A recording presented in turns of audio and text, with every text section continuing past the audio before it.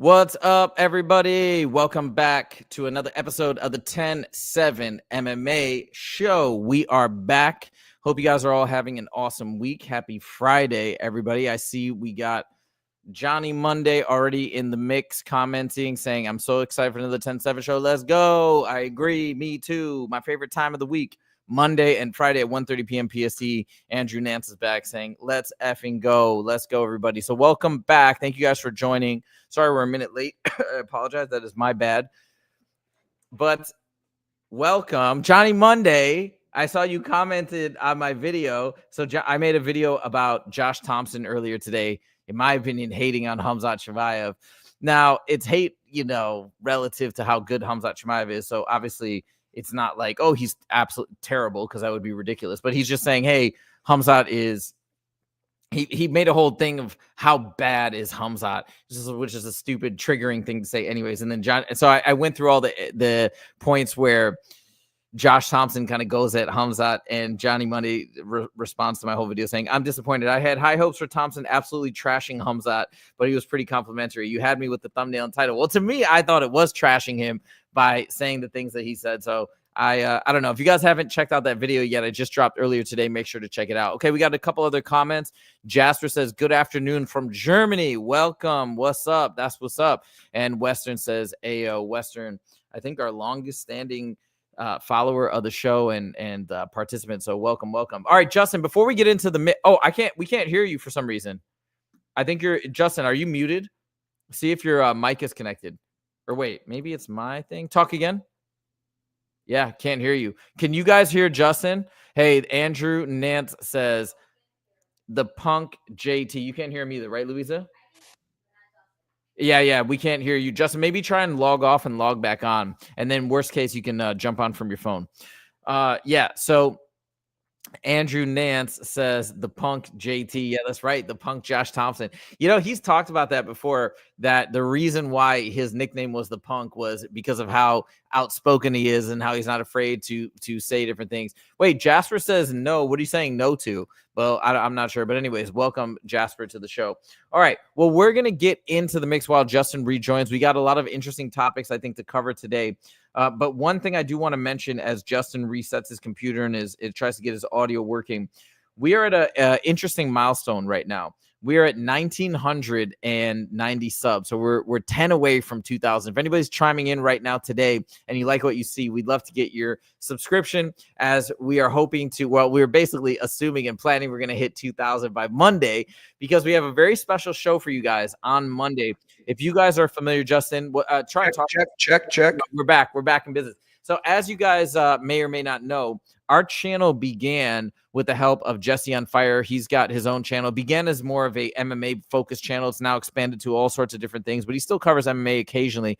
But anyways, we thought it would be fitting to have Jesse on Fire return to the show as our special guest on Monday. So that's what we have in store. Make sure to check us out next Monday at 1:30 p.m. PST. And the wrestling match. And me and Jose are doing a wrestling match in singlets. Yeah.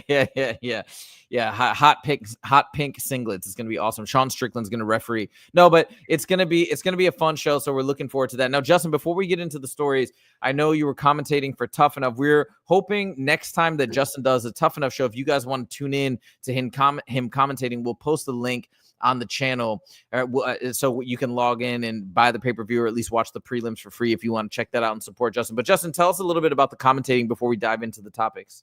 Yeah, I went out to San Diego last night just for the day. I left late Wednesday, like at midnight, and then I left at like 5 o'clock this morning to get back here to make sure I can make the show. It was a great, dude. I tell you what, man, there were some incredible fighters. We had some UFC vets on the card. I got to watch an Olympic bronze judo gold medalist fight a UFC vet. There's this 125. There's this upcoming 25 pounder. He's like 8-0 and he knocks everybody out at 125 and he dropped. Oh man, it was fucking brutal. This one guy gets sky miles, went for a flying. So the guy's in a stance. Imagine he goes for a flying knee and he jumped so high that he jumped over his opponent and landed on the other side of him, bro. I was like, it was insane. Like he missed his face by that much, and knees were illegal. And he was what? Knees are illegal in California at the amateur level, so it would have been a big disqualification, but it would have been awesome. The commission So Ashley Yoder, man, and I'm going to make a video about this, and it's probably not going to get a lot, but that's something I need to get off my chest, man. But Ashley Yoder, UFC vet, was taking on judo Olympian, bronze medalist, and she's a LFA champ.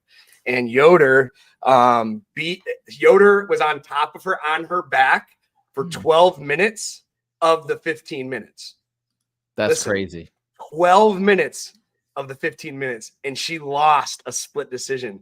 I had her winning every round. Like, what?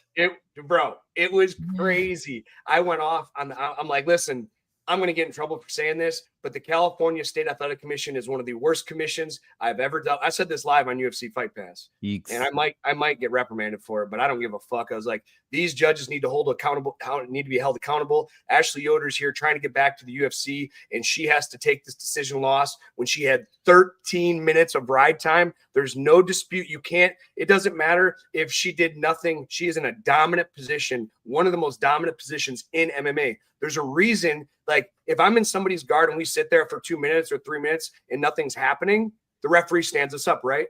A referee, as a referee, the back is dominant as mount. If you're on the back and the ref or in mount, the referee is never, ever going to break you up no matter what, because it's such a dominant position. So to say that Ashley Yoder, and again, she was on top of her, like, it was just wild. And then the girl was so strong. Like, this Olympian was so strong. Yoder would be on her back, have her flat. She would just muscle up to a push-up and then just stand up. And then like 4, maybe fucking 6 times, she just kept trying to do the Chandler and like fly back, which is ultimately ineffective. It's the dumbest shit. Like, it doesn't hurt at all. Like, right. There's so much spring. I don't know why people do this. Like, there's so many more ways to do a correct technique and do damage to your opponent. Like, you can roll forward. If their neck gets hit, you can run their head into the fence. To go backwards and land on your back on such a spring is just stupid. And I was so frustrated. And that, man, I got to make a video about that, because the California State Athletic Commission, they need to be held accountable. They just really damaged Ashley Yoder's career. Instead of being 1 fight away from getting back to the UFC, now she's like probably 2 or 3. That's a bummer. I got to check that out. That's crazy. So again, Ashley Yoder, I'd wonder what her take is on all this. I don't know if you had a chance to talk to her, but that is really wild. I talked to her family afterwards, because they wanted to know what my thought was. I'm like, well, I had her winning 30-27. I said on the broadcast, everybody agreed in the broadcast, like, yeah, this is a clear 30-27. Like, they, Natalie was great, and she is great. I mean, she's a bronze medalist in the Olympics, man. Like, that's incredible. But you can't, just because she's an up and comer, she has these statures, and Ashley Yoder is like me. I think she's 37. She's 9-9. You know what I mean? So they're kind of like, it's using us old fighters as a platform. I mean, look what happened in California when I fought there with the elbows to the back of the head. I go to the referee. This is crazy. Chris Lieben is the referee, guys. If you haven't had seen my video about this, I should resurface it. Should I go off? Is it all right if I go off on this tangent? Go. Absolutely. Yeah. So like, I fought in California. By the way, real quick, I want to say the guy who you lost to, Chris Padilla, he's now, I think, undefeated in the UFC. 4-0 in the UFC. Yeah, which is crazy. That's who Justin is talking about in this fight. But anyways, go ahead. So yeah, I get a matchup with Chris Padilla in California, and Chris Padilla, younger kid, upcoming guy. It was a good enough fight to where I knew he was super tough, and I knew that if I beat him, that I could get back to the UFC just with beating him. And the first round comes out, I'm kicking his legs out. I mean, I spun him around like 3 times. He fell to his butt. Asked Jose for, like, I'm definitely winning the striking exchanges. He gets me down in the first round, does a little bit of damage, nothing crazy, but there were several times where he hit me in the back of the head, and it bothered me so much. Like, I was welted on the back of my spine. I went up to Chris Lieben. I was like, hey, Chris, hey, man, can you watch the back? And I was very polite with him. I'm like, hey, man, can you watch the back of the head strikes? And he's like, he didn't hit you in the back of the head. I'm like, well, I have a cut right here, dude. Like, it's right here. Like this isn't an accident. Yeah. And he's like, whatever. And so we go back, and then he takes me down again. I throw a kick. He catches it, takes me down. He's on my back, and he's elbowing me in the back of the head. And I'm looking up at Chris. I'm like, he's hitting me in the back of the head. And then Chris just waves it off, and he stops it. He jumped in and stops it. And I jump right up. I'm like, what the fuck are you doing? Mm-hmm.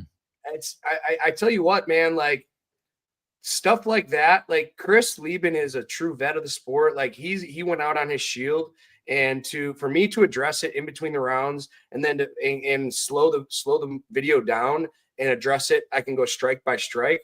Like these are not landing on my ears. These are landing all in the back of my head. And it almost makes me feel that a lot of times the commission, and I'm not saying they're corrupt or getting bought out, but I feel like maybe they think it's better for business for this new up and coming guy that has some energy and put this old vet out so we can move on to the next generation. Because if Ashley Yoder, who's 9-9, 3-8, she's 3-8 in the UFC, she's 99 overall. If this Olympic bronze medalist can't beat Ashley Yoder, how can she compete in the UFC? And now this girl with all these crazy accolades that the UFC can sell, or these big organizations can sell, like, oh, Bronk, like Kayla Harrison when she came on the scene, like how they can sell her as being that Olympic medalist. And that's how they could do it with this girl. And they don't see Ashley Yoder. She's never going to be the champion. She might come back. If she comes back, win a couple fights, probably lose more than she wins because she's so old. And dude, I don't put it past them, because again, 12 minutes Yoder was on the back, fucking looking for chokes, dotting her up. Like it was incredible. It was so outrageous. I can't ignore it. What I would say on that front is who knows, right? It would seem, I know people say this sometimes, like they are they going a certain way to appease the UFC? I don't think there's any. It would surprise me if there was like overt collusion, but what could happen is the hype of an upcoming fighter. If they know about that fighter, that might create a subconscious bias in their mind and maybe have them lean that way. That could happen. I think that would be as far as it goes, but that's just my general take. By the way, Justin, we have a comment about. He said, "Oh yeah, go ahead." What the hell? What does that mean? It's gonna make. Oh wow, he's into your head. He said in his pants. All right, let's go. There you go. He's a big fan of the bald head. By the way, Rafi says, Justin, I saw your fight against Charles Rosa, but I can't find other highlights. Where can I find more highlights in your UFC career? UFC Fight Pass. There are some on YouTube. I have a lot of fights on YouTube as well, just under Justin James, but it's not. I don't think the UFC fights are on YouTube. I think they're copyright. So I think all the UFC fights will be on Fight Pass. And then not all my regional, but a lot of regional fights are on YouTube as well, especially back when I first started, like 2017, 2008, 2007, 2008. When I started, like you get some vintage guy that doesn't know how to fight, and it's pretty fun. Okay. Then I fought I fought Kyle Prepelic. He just fought in the UFC against what's his name? He got finished. He got beat up, but Kyle Prepelic, I fought him. I fought Daquan Townsend, another UFC vet. I fought him twice as an amateur, beat him both times. It was fun, man. The amateur days were fun. Hey, Justin, what do you think about B Fatty's comment saying Detroit? I think he's talking about the Lions is the sorriest organization in the league. Always crying about something. I don't care about. We had the best record in the league with no defense. Like crying. What are we crying about? We're celebrating, dude. We're winning. What do you mean? What are we crying about? I don't know. There's no better time to be a Detroit fan, whether it's a Lions fan, whether it's a Tigers fan. This is the best time to be a Detroit fan. I don't know what we're crying about. I think we're all happy. Either way, B Fatty, I think you might be new. Welcome to the show. It's good to have you. I know you're going to adjust a little bit, but we love a good back and forth. So thank you for joining. We appreciate it. We got a couple of comments I want to talk about here real quick. So Barad is joking around. How bad is Hamzat? That was the video I made today.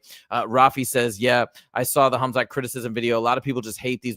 I don't know if it's because he's Muslim. Okay. I don't actually think it's that. I know Josh Thompson is boys with Habib and Islam. I just think I literally think it's how good he is. I think he's so good that people just want to tear him down, and that's just a little bit of human nature. But anyways, I digress. We got a lot of topics to cover, and I want to get right into the mix because something broke yesterday or a couple days ago in regards to Ilia Topuria, who is just over a month away, 5 weeks away from fighting Charles Oliveira, arguably the most dangerous fighter in the lightweight division. Some might argue that is Arman Sarukian right now. Obviously, Islam is no longer in the division. But he is moving up, taking on the challenge for the belt, and it just comes out that he is split with his coach. Moreover, I listened to the interview with this, I guess now former coach. It's not like they're going to train occasionally. Apparently, they had an amicable split. However, they're done. They're going their separate ways. I think it was for convenience issues. I don't know exactly what happened, but it didn't seem like there was any disharmony there. But Justin, I don't know if I'm making a mountain out of a molehill, but this is 5 weeks away, and he's making a major coaching change after like his entire career with the same coach. I can't imagine. What do you make of this? Man, dude, that's really, here's the thing, like after time, like, so for instance, I'll use, I like to use, my experience, of situations like this happening. In 2009, I started working with Dennis Davis. All right. Dennis Davis has been my head coach. He's my head coach right now. But in 2016, I started work with Roman Isbell at the same time.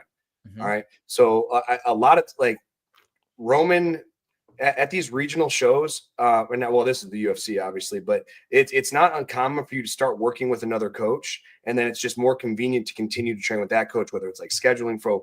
So, for instance, like Dennis has other fighters as well, other fighters that are making him a lot more money. So obviously, I'm totally fine with him working with them over me because it's still his cash cow. You know what I mean? He still has to make money.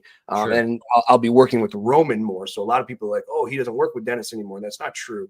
Maybe he's just taking a separate role. Maybe are they completely done? Or are we just having a change of roles here? Like maybe he helps on the side and then he just has a different head coach. Because if it's an amicable split, you'd think he'd still want to help him. He said in the interview that because he was asked that on the Submission Radio interview, he said, so are you going to occasionally work with him? He said, no, it's not going to happen anymore. It's because, and I think Merab mentioned, it's because he moved to Madrid. And so he's in a new city. It's more of a location-based thing, right? So I suppose maybe if they ran into each other, happened to be in the same city, they would potentially train together. But he made it sound like they are no longer ever going to be training together. So I guess turning it over to you, maybe it's not so uncommon, but does this give you any pause in terms of your prediction, or were you already picking Charles Oliveira to get the job done?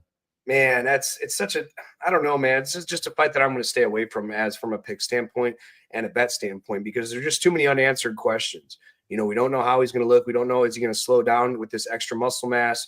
He was like, what was he in that picture? They posted like 200 pounds just a couple months ago. Like wasn't it something crazy like that? I don't remember the exact amount, but I know he's like put on a lot. He was huge. So I mean, is that gonna slow him down? Is it gonna wear on him? Look at Conor McGregor when he went up to 170 and how fast he gassed. Right. It's like people don't understand, putting on extra muscle is great when you can muscle guys around, but if you don't have the oxygen to go with it, and with how hard he throws and with how fast he is, there's just too many unknowns, man. And Charles Oliveira, his performance against Islam was kind of weak. But he's Charles Oliveira, man, and he has incredible striking, he has incredible grappling. He's not as good as he once. I like to say, like Toby Keith, he's not as good as he once was, but he can beat anybody in the division on any given day if he shows up. Sometimes I think he just doesn't show up. So are you trying to say that you think Charles Oliveira is on the downslide to some extent? Maybe not like yes. Oh, really? Yeah, I do. And I do. I mean, dude, he's old, man. He's been around for a long time. I think he's been in the UFC since 2011. He's been in wars. He's taken so much damage. And, I still think he's incredible. I think he can beat anybody in the division. He can beat Ilia, but, there's the narrative. The UFC doesn't want Charles Oliveira to win. Yeah, it's so true. He's 35, by the way. That's not that old. Dude, yeah, but look at his wars, man. Look at his wars. He's been dropped so many times. So let's see. When did he get into the UFC? 2011, and he started off like 2-4 or something. Yeah, I remember he was. Oh my God, he's been in the UFC. He fought Jim Miller. He lost to Jim Miller. Holy smokes! Look how far back this goes. Yo, that's insane. That he's been in the UFC. Has this ever happened before? He's been in the UFC since 2010, and right now he's been in there almost exactly 15 years, and he's getting a title shot right now, and he's a former champ. Like, that's wild. Anybody who's been in, Jon Jones obviously has been in the UFC for a long time, and he's like, I guess, the current champ, but that's crazy. And then look at this. So wait. So what's the announced title fight? What is I thought Gaethje was fighting for the title. No. It's Oliveira versus Ilia. That's for the title. Holy shit. Yeah. Dude, look at all these fights. I would like to see Oliveira win the belt and then retire. Wait, hold on a second. Look at this. He's had 45 professional fights. Now go back to this. When he came into the UFC, he was 13-0 or 12-0 or whatever. So that means he had, what did I say, 45? That's 33. Is that right? 33 fights in the UFC? That's nuts. Go up to the top and it'll say the UFC record. What? Oh, no, I thought you were on Tapology. Oh, here, let's go to Tapology. Hold on, I'm going to look it up right now. This is nuts. Dude, Oliveira. Look, And look, only 4 decisions, bro. 4 decisions. That's crazy, dude. Okay, hold on. We're gonna look this up right now. This is so nuts, dude. This just makes me want Charles Oliveira to win that much more now. I was already picking him to win. Okay, wait. And look, nobody. If you guys don't listen, oh yeah, where is it? Right there, 23 and 10. 33. Yeah, I was right. 33. So don't 34, no contest. Oh, there's a no contest. Okay, fine. 34. So guys, I just want to put this out there. When I make picks, I'm doing it for fun. I'm usually picking with my heart. So I am by no means an expert when it comes to these picks. If you want good picks, we'll get your boy, what's his name? Aaron, who's a professional gambler. He'll be in the mix. But anyways, dude, this guy, he's been through so many crazy battles. Wow. All right. I'm just getting more and more excited. So bottom line takeaway is you still feel like it's a dangerous fight. You don't know what the weight cut and all these things, how it's going to play out. And you're still not, are you still leaning Ilia or are you not sure? Man, I think sensible Ilia wins, but I want Charles to win so bad. I would just love him to go in there and fuck, man, just pull and then like win the belt and just retire. You know what else? You know what else? Oh, sorry. Go ahead. No, I just saying I would love it for him to go in there and just win the belt and retire. I just think that would be so awesome. That would just fucking vacate it. Oh, the UFC would be so mad if he did that. You know what the other thing that's cool about Charles Oliveira winning is people who are talking about, oh my God, the Ilia versus Islam fight, which I'm so not interested in. I'm actually glad it's not happening because I was not interested in it. Islam didn't want it. So what is I don't see the excitement in it, but if Oliveira does win, we'll put that fight to rest and people won't keep talking about it and bring it up like it's the best thing ever and we totally blew it, because I totally disagree with that. I love this fight. I would way rather see Islam move up and fight JDM, because that's a crazy challenge for him and I want him to feel challenged. So anyways, by the way, MGal4 Productions messing with me a little bit. Charles getting put out. Whoa. Well, I guess we shall see. But he says, Huzaifa, Josh Thompson hates your boy. I know. Did you see my video? I made a full video responding to every, and I think dismantling each and every one of Josh Thompson, Josh the Punk Thompson's points about Shemaya. But check it out and let me know if you agree. Did you tag him in it?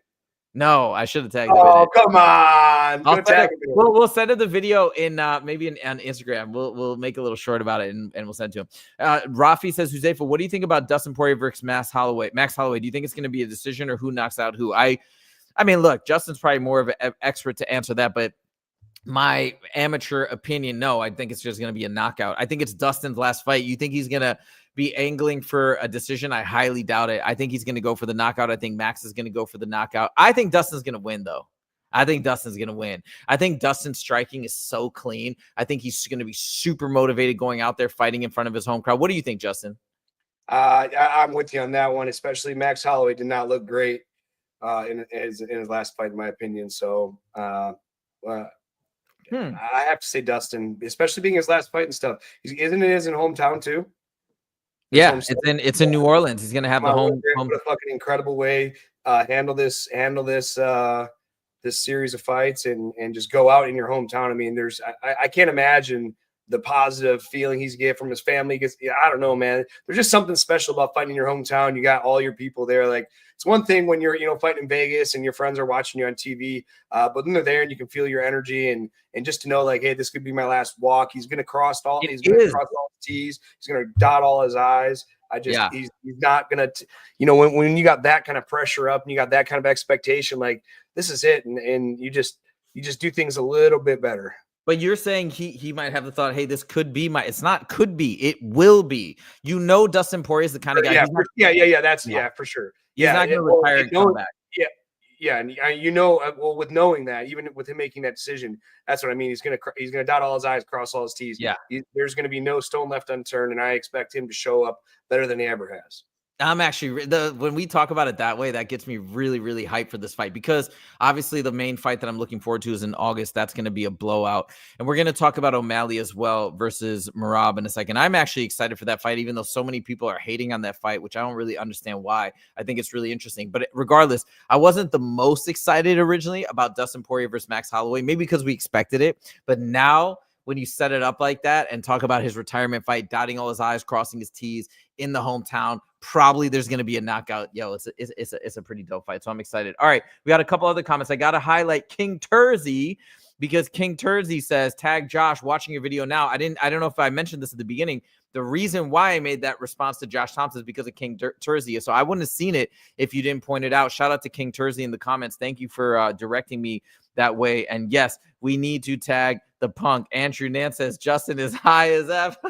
No, he's not, dude. No, I'm not. I just got off the gym. He just traded Extreme Couture. He flew back from the show last night. I wouldn't be drinking an energy drink if I was high, man. I'm trying to go fast, bro. That's so funny. All right, we got a fun question from King Terzia. Who's easier to take down, McGregor, Poirier, Gaethje, or Usman, Whitaker? Oh, come on, dog. This is kind of you're kind of throwing shade at all these fighters. Khabib is on Chimaev's level. Styles and strength of schedule matter more. Ooh, okay. This is an interesting question, I guess, Justin. I'll turn it over to you. But like, to say that Whitaker is easy to take down from that Chimaev fight, I think that's really, really unfair. That's never happened to him. That's only because Chimaev is a freak athlete and a freak wrestler. What are your and Usman? Come on, dog. Usman never got taken down before the Chimaev fight. He I guess kind of got taken down by Leon Edwards like briefly a couple times. And Colby claims, but Colby's a liar. But Colby claims that he got takedowns and they weren't scored. So those are very difficult guys to take down. Yeah, who's the easiest? Who would you say, Gaethje or McGregor? Again, Gaethje. Not Gaethje. I mean, you're talking about just straight takedowns. I mean, Gaethje doesn't use his wrestling. He is a Division I college wrestler. Poirier. I mean, you saw his wrestling defense against Islam. Obviously, he did get taken down. But again, it's against the best in the world. I mean, I think his wrestling and his grappling is really good. And, I think he gets taken down more for him trying to jump like guillotines and stuff like that. It's not actually from his defense. And then McGregor, you know what? I think McGregor has really underestimated wrestling defense. I don't think he has any offense, but with how wide his stance is and how he works his footwork, that like karate in, out, that's really hard to time. And, even early in that Khabib fight, like I thought Conor was doing a pretty good job. I mean, obviously he did get taken down eventually and grinded on and beat on. But I mean, you're going against Khabib, man. Like you're talking about the best ever in that department. So, I mean, I really think like people in this group, or not people in this group, but people in general might think McGregor out of everybody. And I don't think so. Now, when you talk about Usman, an incredible wrestler, but the knee injuries, man, like I just don't think he's as good as he used to be. Even me now at 35 years old, like I very rarely shoot anymore just because it hurts my legs and my knees so bad. And I'm mostly upper body wrestling. So with that being said, if he can't get as low in a stance, like if we're straight wrestling, you're talking about MMA wrestling or straight wrestling? MMA wrestling. MMA wrestling. I mean, I don't know. I just think I think he's going to be really hindered by his past injuries. And then you got Burns. I think Burns has really good defense, and he's so dangerous off his back. I don't think that really matters if he gets taken down. And then Whitaker probably having the worst defense. And when I say it's still good. I'm just saying in comparison, just because Burns is a grappler by trade. And I think that, his defense is really good. And I've wrestled with him before. He's fucking awesome.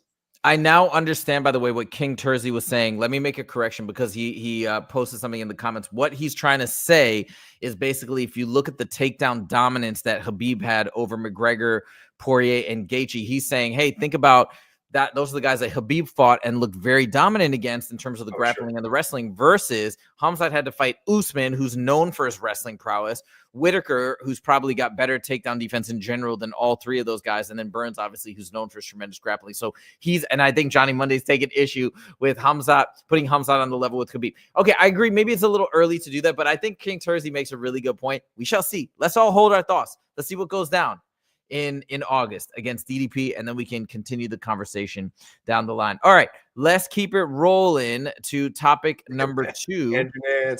Andrew Nance, my bad, Justin. Maybe I'm all right, legend. All right, let's go to topic number 2. So this story broke earlier today in the morning. I was just looking up UFC news. I haven't heard any stories on it or many details on it, but I thought we could talk about it. Apparently, there's a petition going around, which is kind of funny.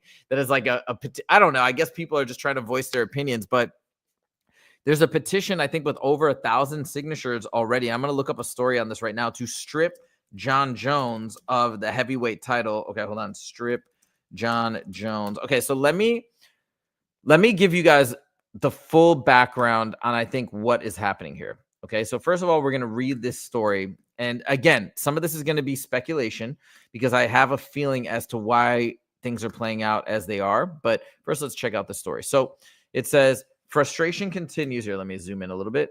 Frustration continues to build inside the MMA world regarding the UFC's heavyweight division. Last Friday, a change.org petition was created calling for the promotion to strip Jon Jones of the undisputed heavyweight belt. Okay, I think. Oh wow, I said 1,000 people signed it. It's now 20,000 people. No, it's 28. Did it just say 28? Go back up. Scroll back up. 20,000. 20,000. Higher.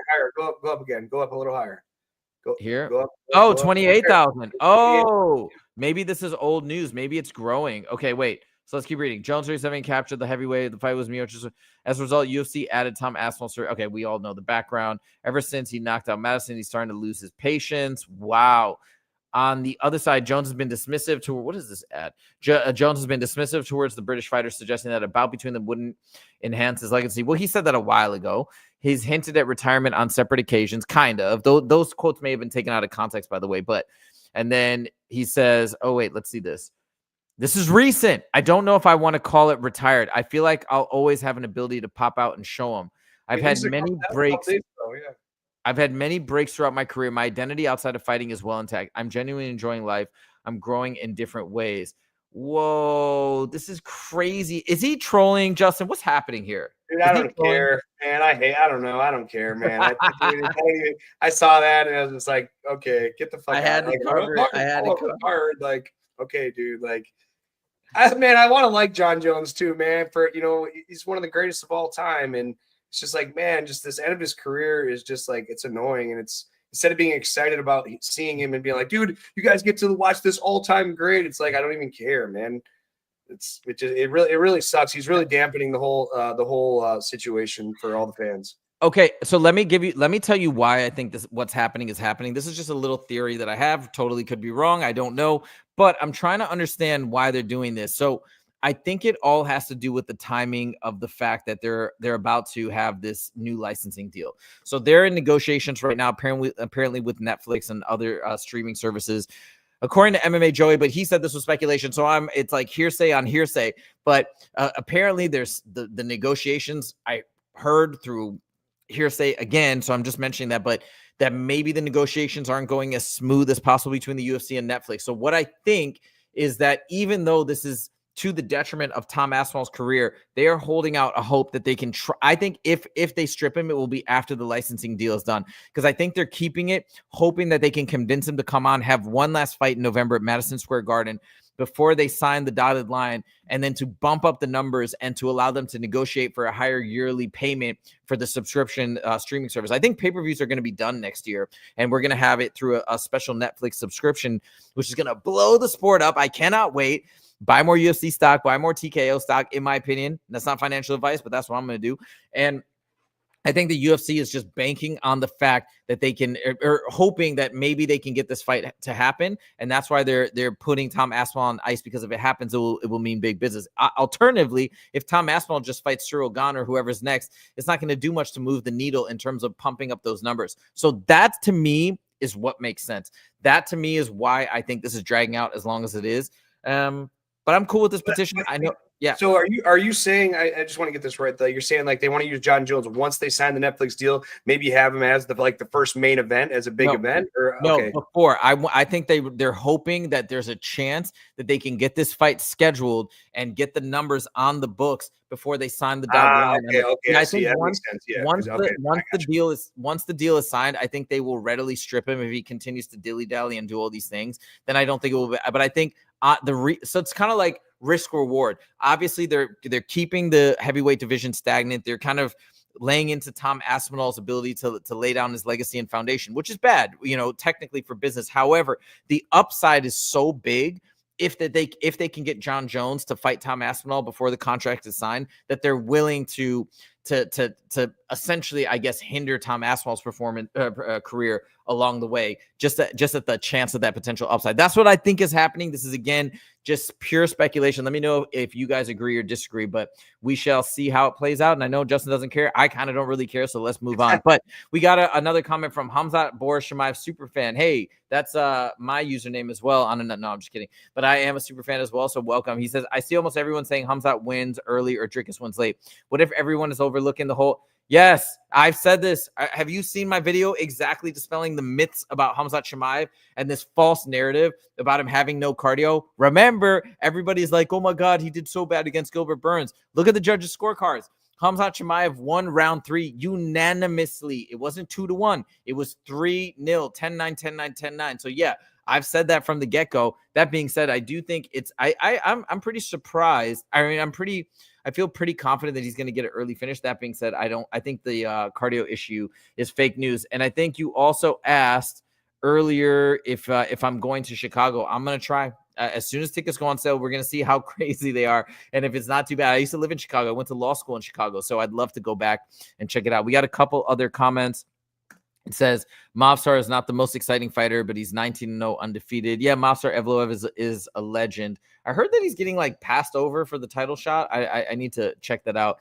But and then what is the best outcome for Khamzat where the fans finally, it's never going to happen. He's never going to get respect. He's never going to get respect until like years down the line, like Jon Jones. And then at that point, they'll be calling him a duck. It's going to be one of these like stupid narratives. So yeah, I'm not even worried about that. What do you think, Justin? Man, I think he is respected, to be honest. I respect him. I think he's an awesome fighter. I don't really think that I mean, I guess casual fans and stuff, but there's no fighters out there that don't respect this guy. I mean, he's good and he is championship level caliber. There's no question about it. And if he does beat DDP, I mean, that's kind of what everyone's expecting.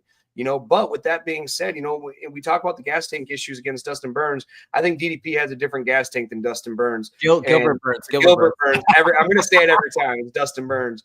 Like I said, I have to say I have a friend in high school that was Dustin Burns. Anyways, I just think DDP has higher output, and it's again, we're making speculation that the gas tank issues aren't going to work, but we don't know that, man. I mean, when you have a high output machine, DDP is going to be in his face the whole time. And again, I mean, I'm still to the narrative that DDP, the later the fight, the longer the fight goes, the more it's going to go in his favor. But I do think Khamzat can knock him out or submit him in the first 2 rounds. And he could probably do it later rounds too, but I think his best chance is the first or second round. Look, it could be, but I feel like people say that you're at least saying that's what you think. And I think that's fair. But the fact that people have this like definite narrative, it's like, if it's over in rounds 2, it's all to Khamzat. If it goes to rounds 3, 4, and 5, the advantage goes to DDP. Why? We never seen Khamzat in a 5-round fight. So is it just the unknown, like your default giving the advantage to DDP? Maybe. No. That's you're misunderstanding. I'm not giving any advantage. I'm just saying it's unknown, and it's because he might not gas out. You might be right, but we don't. It's just it's until it plays out, we just can't be sure, man. And it's. Man, I just want to see a scrap, dude. I just want to see these guys go in there and fucking scrap for 5 rounds, and whatever happens, man. But again, it's just one of the unknowns with Khamzat is this gas tank going to hold up with the higher pressure? And I know you say it's going to, and he had a stomach bug and all this, whatever it is. I mean, I fought with COVID, you know what I mean? Like, shit happens. You got to deal with it. So I'm excited about it. And I like razzing you up about it anyways. King Terzi says, I'm going to Chicago to secure us the win. This is the biggest fight of the year, if not for a while. Oh, biggest fight of the year, of course. I said in my video, maybe the biggest fight of the decade. Obviously, that's a little bit of hyperbole, but we shall see. All right, let's move it on. Justin, a guy that and you talk about all the time, is now coming into the mix and entering the UFC. Hold on, I'm blanking on who they matched him up against. Wait, let me look it up. I forget. Somebody pulled out and he got slid in there. He is fighting. Oh yeah, I think he's fighting Mario Batista at UFC 316. Bro, we talked about Mario Batista. He was that fresh face I want to see there in the title. He was ranked number 7th. He had no losses. Like when we used to go through the bantamweight division, when we were talking about Merab, Mario Batista was the guy that I felt was most deserving. Man, he has a tall task in front of him. Patchy Mix is one of my favorite fighters. I've worked so much with him, and I just had a moment with Patchy. It was pretty cool, actually. That was like a week or 2 ago. I'm showing guillotines, and Patchy Mix has one of the best guillotines you've ever seen in your life. Like, I know he's going to guillotine. Like, I intentionally shoot doubles on him just to try to fight out of his guillotine, because if I can get out of his guillotine, I can get out of almost any of them. And this motherfucker chokes me out over and over and over and over. So I'm going over guillotine in my class, and Patchy walks by and he stops and he's looking. I was like, everyone stop. Like, no, Patchy, keep walking. Like, I don't need you criticizing my technique. Like, you got the best guillotine in here. Like, I'm Walmart version, bro. And he fucking stops you. Goes, hey, you guys listen to this guy. This guy knows what he's talking about. He's an incredible fighter. And just walked down. I was like, dude, that was fucking really cool of you to do that, man. Like, that was fucking badass. Patchy Mix and his girlfriend Tatiana are some of the sweetest people I've ever met. Now, they both have very impressive records. They both only have one loss. Now, of course, Patchy Mix is coming from Bellator, where, of course, Mario Batista has been in the UFC for some time now. It looks like since December or February 19th of 2022, I believe that's the last. He's been in the UFC for a long time. What do you think of this matchup, Mario Batista versus Patchy Mix? Man, well, it's a very tough matchup for Patchy. I mean, Mario Batista, I believe he's still undefeated in the bantamweight division, or he's on like a 7-fight win streak or something crazy like that. If you could look that up really quick. 7-fight win streak. Holy smokes. 7-fight win streak. I mean, Patchy's coming in. Patchy's super tough, but Patchy hasn't fought at the UFC. And I just think it's a different level. I'm not saying that the guys Patchy hasn't fought aren't good, because he's fought a lot of tough fighters, but Mario Batista is a different animal. I just don't think, Patchy, I just don't think he's had the same level of competition. Izzy Slot, your boy, comes in the mix, says Patchy Mix is He's the awesome. GOAT. What a legend. We got a couple other comments. Rafi talking about Tom Aspinall. I know we're not going to go too much into this Tom Aspinall, Jon Jones thing. I'm getting sick of it as well. But it says, like saying Tom Aspinall doesn't have great cardio. He's talking about Hamza. All right, we'll get off we don't have to keep hitting that point as well over the head about Hamza's cardio. But yes, I appreciate that point.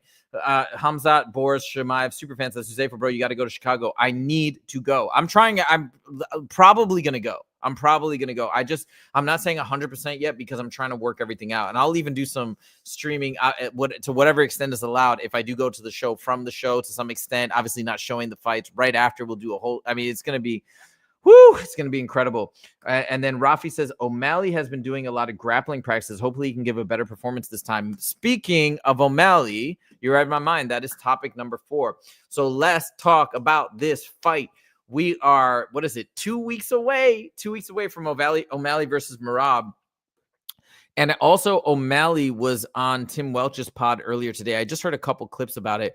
One thing that always impresses me about O'Malley and Tim Welch and their general team, we've seen a lot of their fighters come through and fight for Fusion Fight League. I've interviewed many of their fighters, and they just have every aspect of the game so dialed in. You know, you look at Sean and you might think he's a party guy. He's not taking the sport seriously, just from, it could be like a BS kind of judgment you might make from looking at him and his look and his hair and all that stuff. But it's quite the opposite. They're the two together are both very intelligent and extremely disciplined. So I, for one, cannot wait to see a new version of Sean O'Malley after the labrum surgery, with the training that he's doing, with the preparation, I'm sure with the dissection of that 5-round fight against Merab. I cannot wait to see this new matchup. I know other people aren't as excited about it, but Justin, let me turn it over to you. You've trained with Merab. I know you love Merab.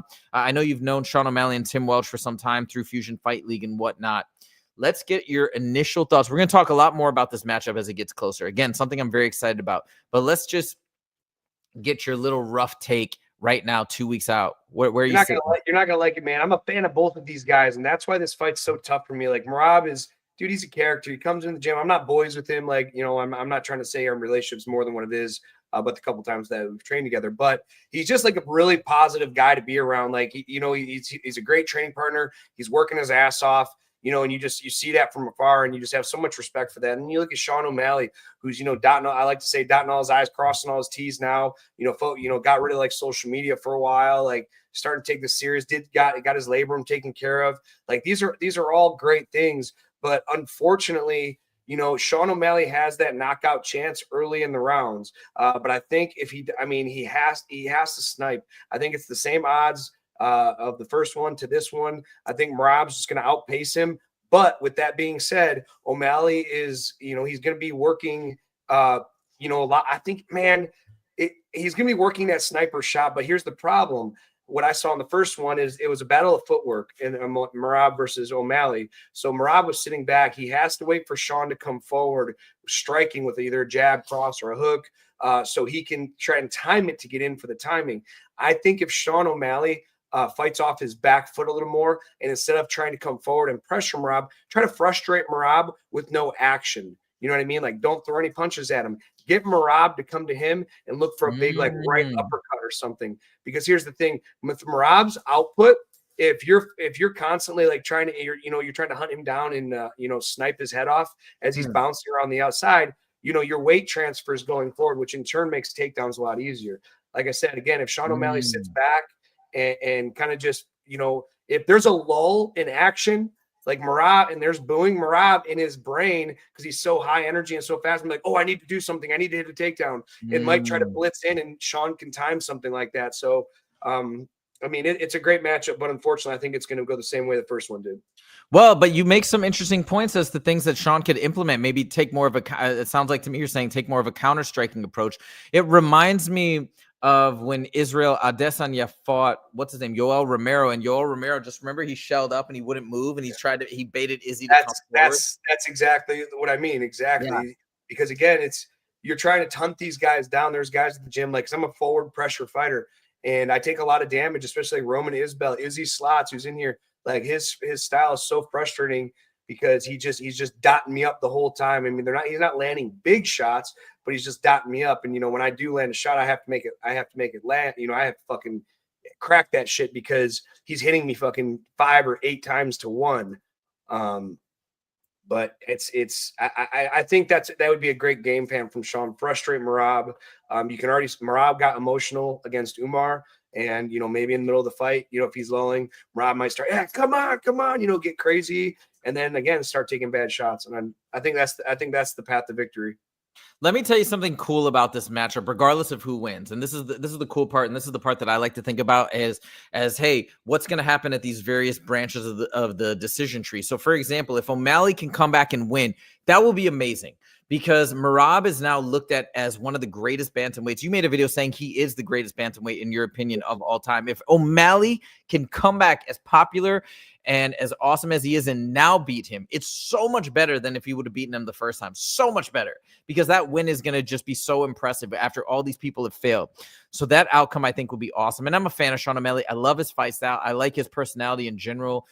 Him and Tim Welch are super awesome when they come through Montana to Fusion Fight League and when they come out and support their fighters. So, and all their fighters speak so glowingly of the two guys. So I'd love to see that. I would have to say that's who I'm rooting for in the fight. However, if Merab gets the victory, now he's starting to really, and I always love to see guys go after great legacy.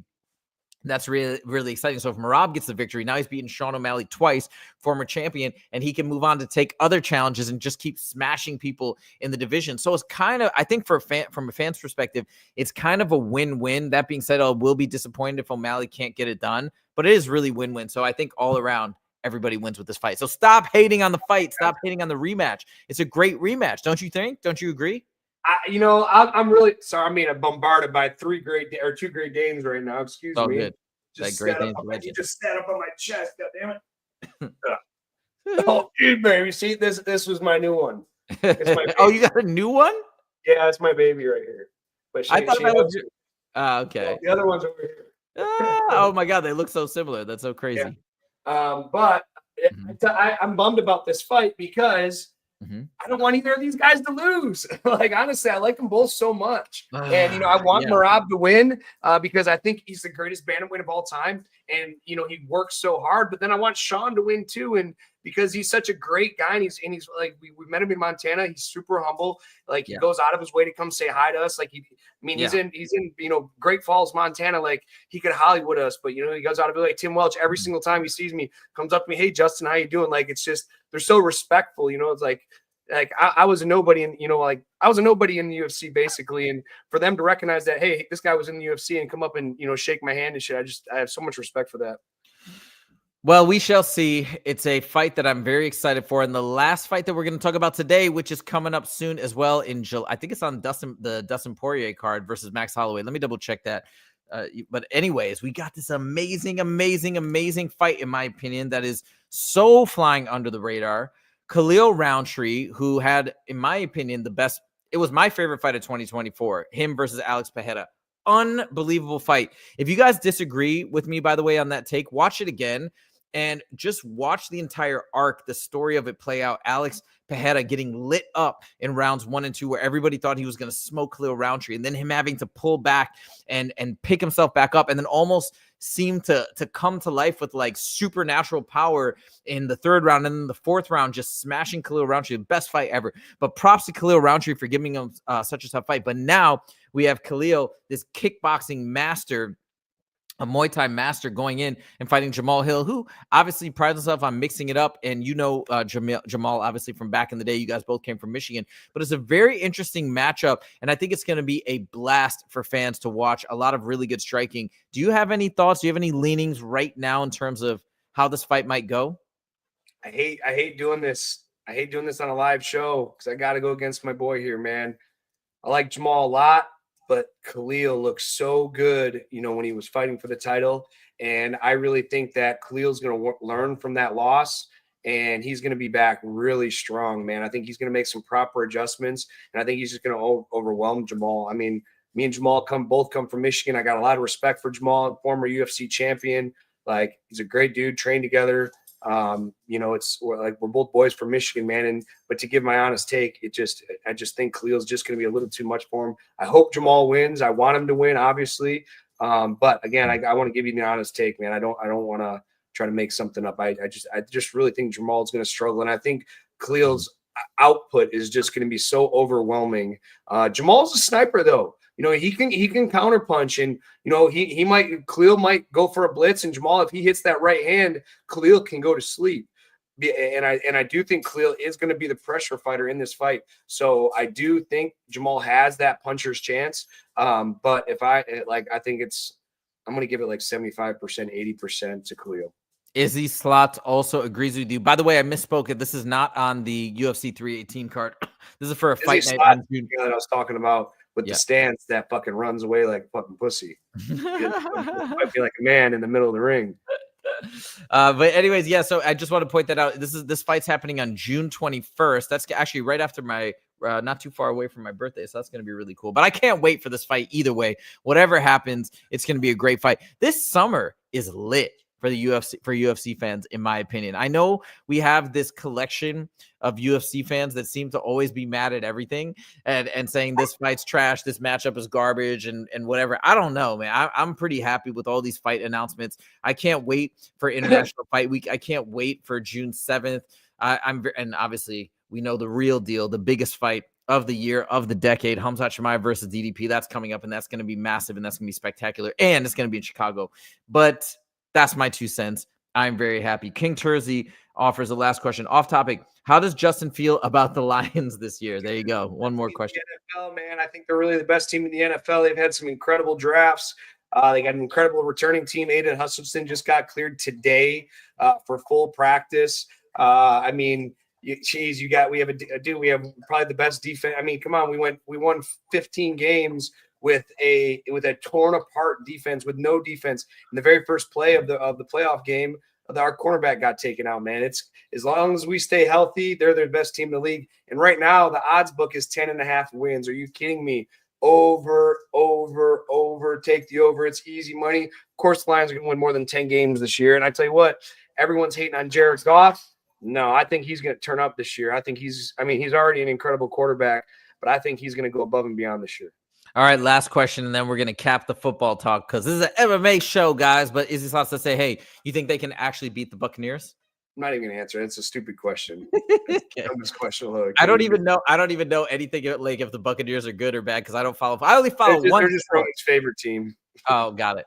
I only follow one sport. I only follow mixed martial arts. I wonder if there's other fans in here of the sport like me who don't watch any sports but MMA, because MMA to me is more than just a sport. I think it's an amazing analogy for life. I think it gives you actual motivation to go out and learn real practical athletic skills that can actually save your life, that can save somebody that you love, their life. And I think as a man, it can make you feel so much more confident and empowered, even as a woman too. I shouldn't say just as a man, but especially as a man. So MMA is on a completely different level and a different plane than anything else, in my opinion. That's why we started this channel, and that's why I love this sport so much. All right, Well, that is it for today, guys. We are at 1990 when we started the show. We are now at 1,992 subs. We are 8 away from 2,000. We got the 2,000 celebration show on Monday. Like I said, I'm going to remind you guys one more time. We got Jesse on Fire joining with the massive channel, over 400,000 subs. He is kind enough to grace us and grace our little show on Monday for a celebration of 2,000 subs. If anybody's watching right now and you're not subbed and you want to sub and you want to join along in the party, do so now. We got not only the shows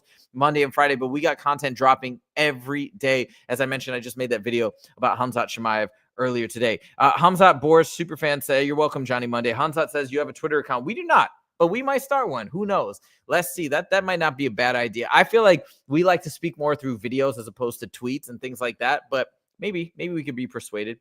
Anyways, that is it.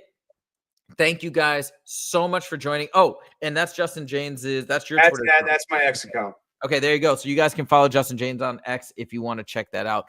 Thank you guys so much for joining. Amazing show, amazing Friday, and we will see you in the next episode. Take it easy.